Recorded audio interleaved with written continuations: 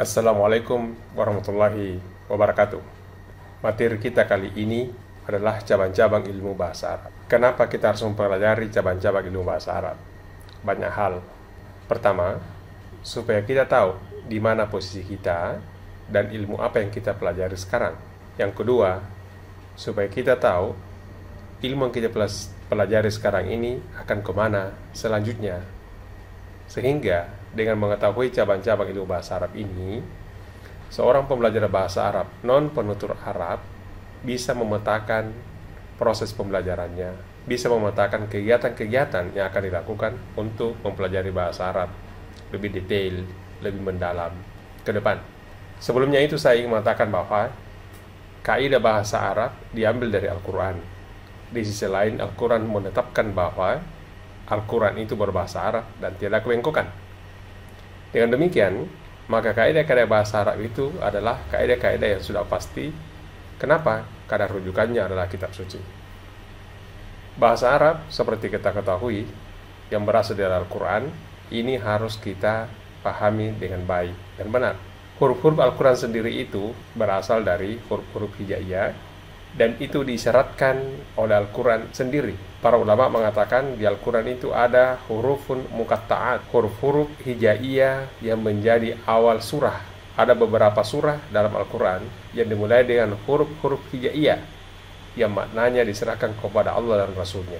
Kalau kita membaca berbagai macam kitab tafsir. Nah, coba kita perhatikan huruf-huruf muqatta'at itu yang ada dalam Al-Quran sebagai syarat bahwa Al-Quran ini bahasa Arab dan dia adalah hurufun muqatta'at. Kalau kita perhatikan sekarang ini, ada ayat, ada surah dimulai dengan alif lam mim. Tetapi di alif lam mim ini ada lagi lanjutannya. Ada mulai dengan alif lam mim seperti surah Al-Baqarah kemudian berhenti. Selanjutnya ada alif lam mim shad. Ada juga alif lam mim ra, dan ada hanya alif lam ra. Ada juga yang ta, ha, kemudian ada ta sin, tapi ada juga yang ta sin mim. Kemudian ada yang ha mim berhenti. Kemudian ada ha mim ain sin qaf, dan ada yang huruf seperti ini kaf ha ya ain shad, kemudian ada yasin, kemudian ada shad, dan ada qaf, kemudian ada nun. Jadi kita lihat bahwasanya huruf-huruf hijaiyah ini sangat jelas dalam Al-Quran. Selanjutnya kita ingin mengatakan bahwasanya huruf-huruf Al-Quran terdiri dari huruf hijaiyah tadi itu, ya, dikumpulkan dalam satu ungkapan, nasun hakimun qati'un lahu sir. Ada juga yang mengatakan siratun ala haqqin namsustu. Ada juga swah tarikat ma'sunnah.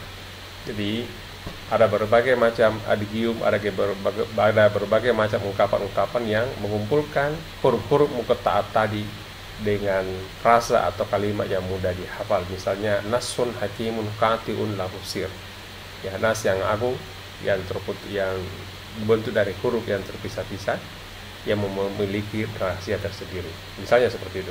Kembali ke bahasa Arab dan cabang-cabang ilmunya. Secara umum kita membagi bahasa Arab ke dalam bahasa, ilmu bahasa dan ilmu sastra. Ilmu bahasa terdiri dari ilmu aswad, fonologi, ada ilmu sarf, morfologi, ada ilmu nahwi, sintaksis, ada ilmu dilala, semantik, ada juga ilmu balaghah, atau kesusastraan. Kita akan fokus pada bahasa Arab, ilmu bahasanya. Kita mulai dari ilmu aswad, fonologi. Kalau Anda perhatikan di sini kata alim dengan kata alim, yang satu bermakna maha mengetahui, yang satu sangat menyakiti. Artinya apa?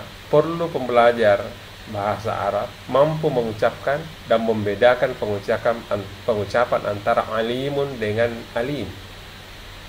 Mampu membedakan antara kata khalaqa dengan halaqa dengan halaka. Yang satu mencipta, mencukur, dan memisahkan.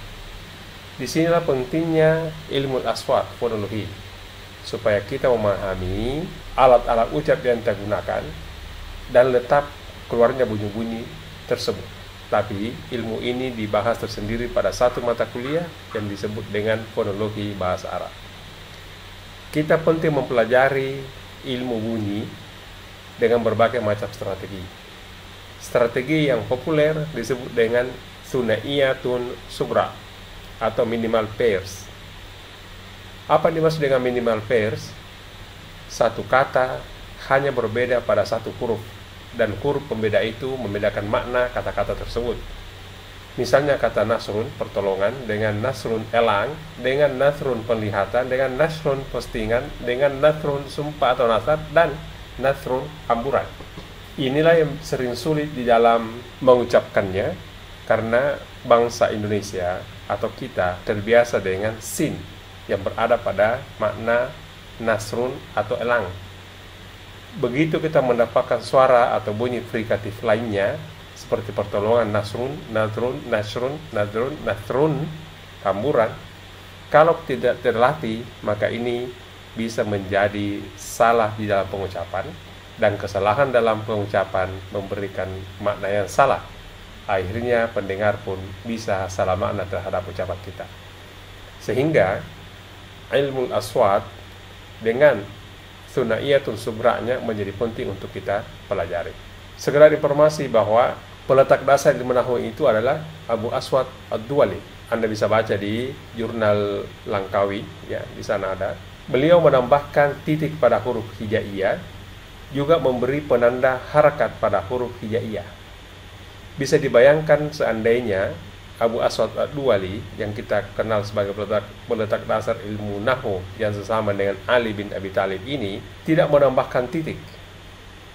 Kira-kira yang ada di layar ini masuk huruf apa? Andai kan tidak ada titiknya, ya. Tapi karena Abu Aswad Ad-Duwali menambahkan titik di bawah, kita mengatakan ba.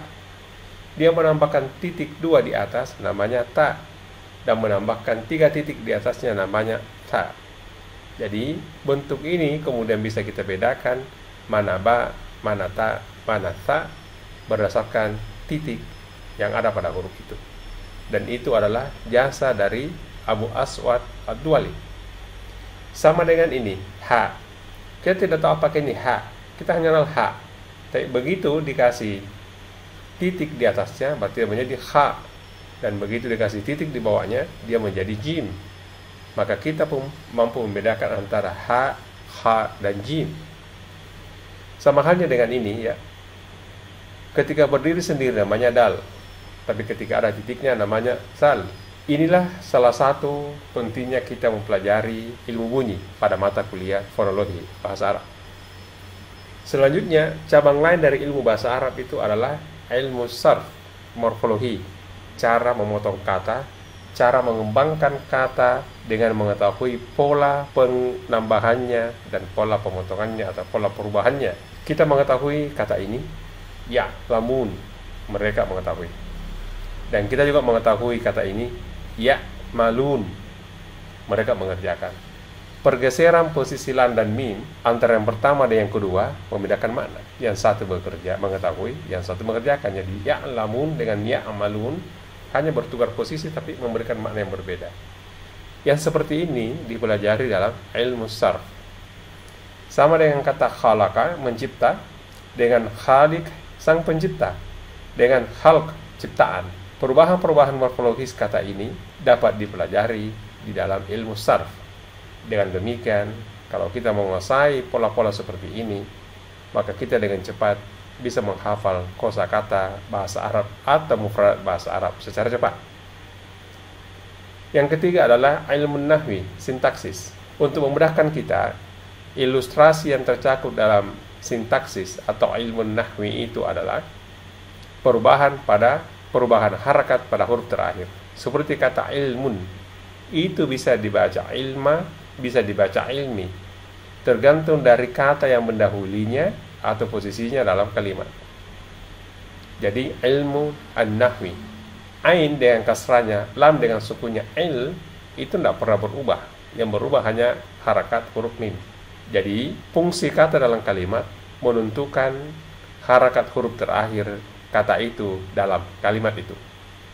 Yang seperti ini dipelajari dalam sintaksis. Kenapa kita perlu mempelajari sintaksis atau ilmu nahwu? Banyak alasannya. Satu di antaranya seperti ini, agar kita terhindar dari cara memberikan harakat pada satu kata. Karena begitu harakat berubah, makna dan perangnya dan fungsinya bisa beda juga. Bisa dibaca Allahu, bisa dibaca Allah, bisa dibaca Allahi. Kapan dibaca Allahu, kapan dibaca Allah, kapan dibaca Allahi, ini dipelajari dalam sintaksis atau ilmu nahwu. Pemberian harakat pada huruf terakhir dari satu kata itu juga tidak lepas dari Ahmad Khalil. Kalau sebelumnya ada Abu Asad Duali, kita punya tokoh hebat yang luar biasa berikutnya adalah Ahmad Khalil. Bisa dibaca di Arabiyat ya, Adabiyat, Jurnal Bahasa dan Sastra ini tahun 2017. Tentang Ahmad Khalil sebagai pengembang ilmu nahwu. Dia mengembangkan lebih jauh setelah Abu Aswad Ad-Duali. Dan dia menambahkan harakat. Jadi, kalau Abu Aswad Ad-Duali itu cirinya menambahkan titik, maka Ahmad Khalil ini menambahkan harakat lebih detail daripada sebelumnya. Jadi dia mengembangkan ilmu nahwu. Coba perhatikan ini, surat Al-Anfal ayat 70. Iya'lamillahu. Kita fokus pada kata lafaz jalalah Allahu. Allahu. Hu di sini dhammah. Dan posisinya di sini adalah pelaku, fa'il. Maka Allah yang mengetahui. Sekiranya kita membaca ayat ini bukan Allahu tapi Allah, ya, seperti ini, maka maknanya berubah. Kalau ya lamillahu, Allah mengetahui, tapi di sini ya lamillaha, dia mengetahui Allah. Ya, terjadi perubahan makna karena perubahan harakat pada huruf terakhir. Itulah sebabnya mengapa kita harus mempelajari sintaksis atau ilmu nahwu. Setidaknya pada saat membaca Al-Quran kita dapat mengurangi kesalahan ucap, dan untuk kepentingan praktis pada saat kita berbicara bahasa Arab atau berdiskusi dalam bahasa Arab atau menulis dalam bahasa Arab dan harus diberikan harakat, maka kesalahan-kesalahan itu dapat dikurangi karena kita memiliki ilmunya, yaitu ilmu an-nahwi. Berikutnya adalah ilmu dilalah atau semantik. Coba kita perhatikan ini. Seandainya tidak ada ilmu dilalah, maka banyak di antara kita pasti akan pusing atau bingung mengartikan Quran surah kedua atau Al-Baqarah ayat 19. Yaj'aluna asabi'ahum fi adhanihim. Mereka menyumbat telinganya dengan jari-jarinya. Adakah orang di dunia ini yang menyumbat telinganya dengan seluruh jarinya? Saya kira tidak. Yang dilakukan penyumbatan telinga adalah memasukkan satu jari, dan umumnya adalah jari telunjuk, atau sekali satu tangan yang dipakai menutupi telinga. Nah, Al-Quran mengatakan asabi'ahum, jari-jari. Nah, kalau tidak memiliki ilmu dilalah, maka kembali kita akan mengatakan ini Al-Quran memang bicara tidak sesuai dengan zaman, tidak sesuai dengan konteks. Tapi kalau kita mengetahui ilmunya, keindahan dalam berbahasa, maka hal seperti ini menjadi mudah. Pertama, mustahil menyumbat telinga dengan seluruh jari. Kita hanya biasanya menyumbat telinga dengan satu jari. Maka diperlukan dari sini namanya ilmu dilalah untuk membahas itu. Kenapa jamak tetapi dimaknakan dengan tunggal. Oleh karena itulah di dalam ilmu balaghah dibagi lagi, ada namanya ilmu bayan, ada majaz, ada tasbih, ada kinayah, ada isti'arah. Kemudian ada namanya ilmu al-ma'ani, ya. Ada ilmu al-badi, ya. Jadi di dalam ilmu balaghah ini ada ilmu bayan, kemudian ada ma'ani, kemudian ada badi. Ini semua dengan cabang-cabangnya lagi, itu juga setidaknya kita pahami sebagai pembelajar bahasa Arab. Jadi misalnya tentang majaz, gaya tutur. Ada yang gaya tutur, ada kategori naqs, sesuatu lafaz yang tersembunyi. Misalnya was'alil qaryata allati kunna fiha.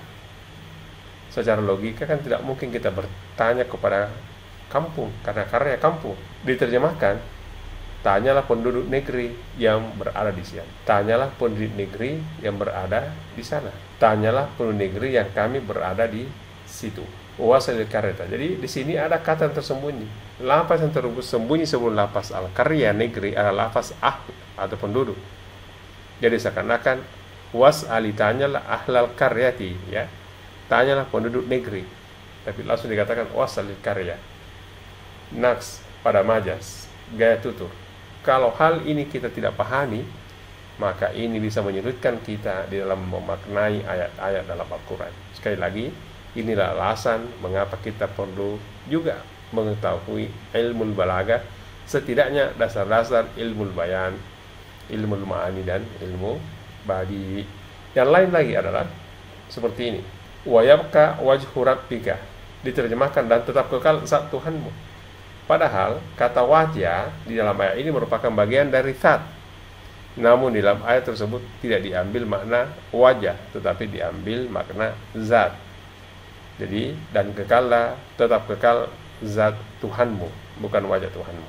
Nah ini, kalau orang, sekali lagi, orang tidak mengerti bahasa Arab, dia hanya membaca terjemahannya, maka dia akan mengatakan Al-Quran ini tidak konkret, ada kebohongan di dalam memberitakan sesuatu. Padahal yang tidak konkret itu dan yang berbohong itu adalah manusianya. Otaknya tidak sampai, tidak mempelajari bahasa Arab secara detail, khususnya majaz. Ya, sama dengan ini tadi ya. Wasil qaryata allati kunna fiha. Ada huruf waw dalam bahasa Arab banyak sekali artinya huruf waw itu ya. Sering kita mengatakan dan dikasih dalam kurun. Padahal waw bisa saja dia waw istinaf, waw permulaan, sehingga tidak perlu ada kata dan. Tetapi para ulama kita kemudian menuliskan dan tapi dalam kurun. Artinya kita bisa baca, dan tanyalah penduduk negeri yang kami berada di sana. Atau langsung tanyalah penduduk negeri yang kami berada di sana. Jadi yang tidak kelihatan itulah makna dan makna penduduk. Tanyalah negeri yang kami berada di situ. Sekali lagi, kalau kita menemukan ayat-ayat dalam Al-Quran, lalu kita juga sudah pernah belajar bahasa Arab, jangan langsung menyalahkan ayat Al-Quran bahwa tidak sesuai dengan kaidah bahasa Arab. Karena terkadang otak manusia yang belum sampai ke papanan itu, sehingga kaidah-kaidah bahasa Arabnya dilupakan. Ini akan menjadikan orang tergelincir karena memadai Al-Quran dengan terjemahannya saja, tidak melihat bahasa Arabnya dan posisinya itu semua. Maka lucu rasanya menjadi ahli tafsir tapi tidak tahu bahasa Arab. Banyak orang berbicara tentang agama sebagai muballigh, tapi bukan sebagai ustaz yang paham bahasa Al-Quran. Sekali lagi, kita belajar dan mengetahui ilmu-ilmu bahasa Arab ini adalah untuk kepentingan pengembangan diri kita, dan yang paling praktis adalah untuk memahami Al-Quran dengan baik dan berkomunikasi sehari-hari dengan penutur atau orang-orang yang mampu berbahasa Arab. Di dalam ilmu balaghah ada disebut dengan kinayah, makna seharusnya. Misalnya di surah As-Saffat, baidun maknun, ya, telur yang tersimpan dengan baik, Membaguskan suatu lapas seperti bahasa orang Arab mengkinayakan harairun nisa, pakaian sutra perempuan, dengan al-bait. Jadi sering dikinayakan, ya, dikinayakan seperti itu. Jadi kalau pakaian sutra perempuan dianggap al-bait, ya. Dermawan dengan makna tulul yad, panjang tangan. Nah ini bisa jadi masalah kalau dibawa ke dalam bahasa Indonesia. Karena tulul yad dalam bahasa Indonesia bermakna negatif, bisa bermakna pencuri. Padahal dalam bahasa Arab, tulul yad itu artinya orang yang dermawan. Saya kira kita semua pernah membaca sejarah. Ketika suatu saat, salat duhur, kalau tidak salah, ini bisa dibaca di kitab Bulughul Maram, tentang sujud sahwi. Rasulullah salat duhur, di sana ada Abu Bakar, Ma'mun, ada Umar, dan ada juga teman Rasulullah yang kemudian digelar dengan si tulul yad. Waktu itu Rasulullah salat duhur hanya 2 rakaat. Abu Bakar dan Umar yang menjadi makmun merasa bahwa barangkali ada wahyu baru di mana salat duhur diubah menjadi 2 rakaat. Jadi Umar dan Abu Bakar, dia kenapa? Sami'na wa ta'na, apa yang dilakukan Rasulullah? Itulah kita ikuti, jangan banyak bertanya. Setelah selesai 2 rakaat, Rasulullah keluar, kemudian Umar, Abu Bakar tidak bertanya. Tiba-tiba sahabat Rasulullah ini yang dermawan ini yang digelar dengan tulul yad tiba-tiba bertanya kepada Rasulullah, "Ya Rasulullah, anasita am kasarta salah?" Apakah engkau lupa atau mengkasar salat? Jawab Rasulullah di dalam kitab Bulughul Maram, "Mana situ ama kasartu?" Saya tidak lupa dan saya tidak kasar.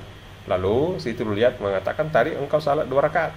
Abu Bakar dan Umar meyakinkan bahwa memang demikian. Lalu Rasulullah mengajak kembali jamaah yang hadir pada saat itu untuk menambah salatnya 2 rakaat sehingga menjadi 4 rakaat. Jadi kinaya adalah makna seharusnya. Tulul yad ini kinaya ya. Jadi bukan. Tuh lihat ini adalah panjang tangan, tapi dalam artian orang yang dermawan. Sangat berbeda dengan di Indonesia. Kalau panjang tangan kan artinya negatif, sama dengan atau dianggap pencuri. Jadi hati-hati ketika kita melihat satu istilah seperti ini di dalam bahasa yang bukan kita bahasa penutur, karena jangan sampai maknanya lain. Syukran jazila wa jazakumullah khairan katsira. Semoga paparan ini bermanfaat bagi kita semua. Wassalamualaikum warahmatullahi wabarakatuh.